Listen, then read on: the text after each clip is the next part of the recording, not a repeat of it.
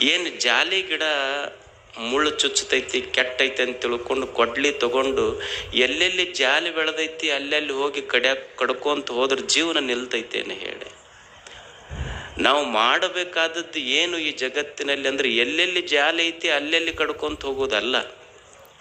ನನ್ನ ದಾರಿಯೊಳಗೆ ಎಷ್ಟು ಮುಳ್ಳೈತಿ ಅದನ್ನ ತೆಗೆದು ಬದುಕುವುದನ್ನು ಕಲಿಬೇಕು. ಇದು ಜೀವನದ ಸಾರ್ಥಕತೆ ಅಷ್ಟೆ. ಕತ್ತಲೆ ಇದೆ, ಕತ್ತಲೆಯನ್ನು ನಾವು ಎಷ್ಟು ಬೈದರೆ ಕತ್ತಲೆ ಹೋಗ್ತದೆ ಹೇಳಿ? ಕತ್ತಲೆಯನ್ನು ಬೈಯುವುದರಿಂದ ಕತ್ತಲೆ ಹೋಗ್ತದೆ?